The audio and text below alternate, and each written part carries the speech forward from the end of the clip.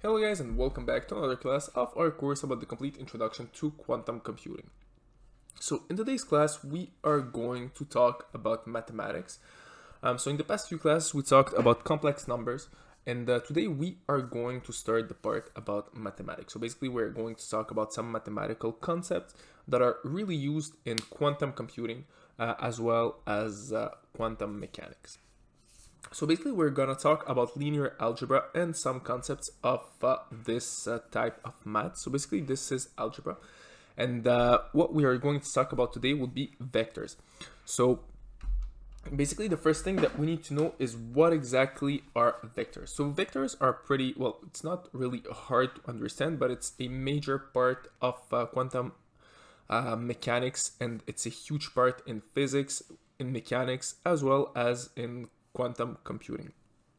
So basically, we can see vectors as a list of numbers, and there are many ways to interpret what this list of numbers mean.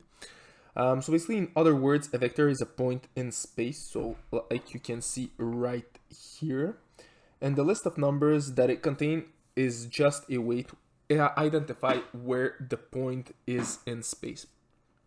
So basically a vector will come in a form of, well, not a matrix, but it will come in a form of 2 or 3 numbers, and basically you will be able to draw a 2-dimensional or a 3-dimensional vector in space.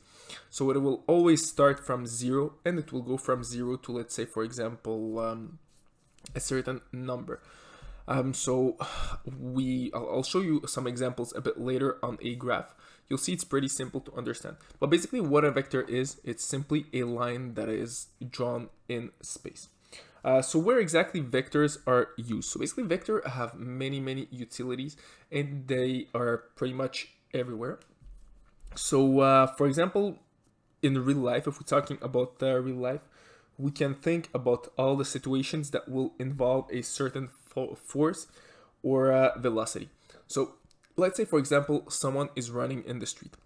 So the energy that this person is spending to run in a certain direction can be a vector. So basically the direction in which this person will run would be a vector that will point to the front. But all the forces, for example, the wind, for example, the inclination, and all the other forces that do ensure that the person, well, can't run as fast as it usually can in, for example, the treadmill, would be a vector in the other direction. So basically in the reverse direction. And basically those two vectors will tell how fast the person will, for example, run. So let's say, for example, this person will run 5 kilometers, well, will run from point 0 to point 5, but there is a resistance from 0.5 to point, well, there's a resistance from 0.0 to point minus 2, for example, once again. So you will see that this person will run from 0.0 to 0.3, for example, because you make an addition of those vectors. So this could be one way that we can use vectors in real life. So basically, if we go a little bit more advanced, we can calculate the speed that this person is running. We can, for example, know how much time it will take this person to run a certain distance based on multiple variables. So for example, as I said, it could be the wind, it could be the inclination of where the person is running. It could be the obstacles on the street, it could be plenty of things.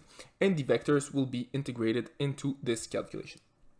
All right, the property of vectors, basically, they are pretty much the same as for complex numbers. So basically, vectors are commutative. So basically, the order of operations doesn't really matter.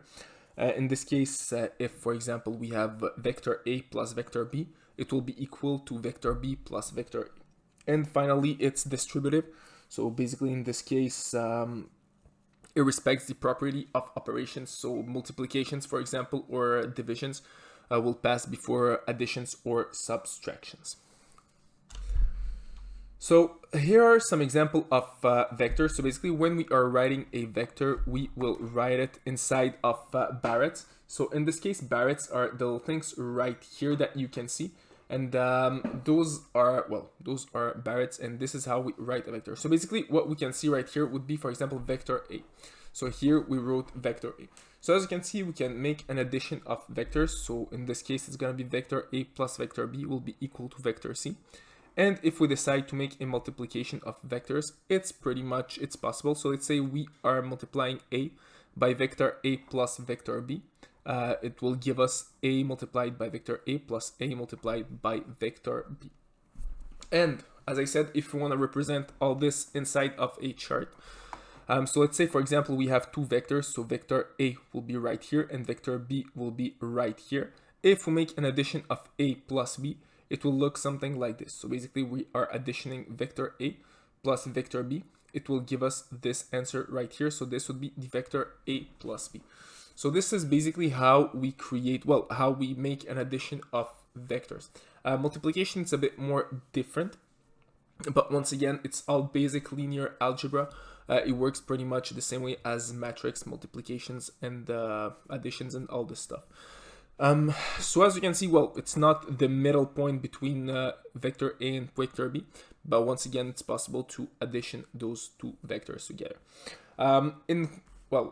In usually mechanical physics, as well as quantum mechanics and quantum computing, we are working with something that is a bit more different. So basically, since we're working with complex numbers and those numbers are pretty much imaginary, it's a little bit hard to show those vectors, to be able to show those vectors in a visual representation. So the majority, technically it's hypothetical. Those vectors are hypothetical, but it's complicated to show them visually. That's what I'm trying to say. Because if, for example, we have a two-dimensional vector, we should use 4 dimensions to represent it. Same thing if we have a 3-dimensional vector that we are working with. If we use complex numbers, we will need at least 6 dimensions. So basically, this is what this is what it will basically look like. So the type of vectors that is used in quantum computing is called Euclidean vectors. And the thing with those vectors is they're really general. So basically, this is why we work with this specific type of vectors. And those vectors are really, once again, general. We can say it this way. So it's not like vectors that works with real numbers. So it's really specific for imaginary numbers, and it will give us a more general answer to, for example, the vector that we are looking for. And it's really useful for qubits. So basically, when we are working with qubits, that is a huge part of quantum computing. We'll talk about it a little bit later, but you'll see that once again, this is a huge part of quantum computing, qubits. And vectors are really important in this part. All right, so I hope you guys right now understand the basic of vectors and what exactly you can do with it. And as I said, this is a really important part in linear algebra, quantum mechanics, and quantum computing as well. So that's it for this class, guys, and see you all in our next class.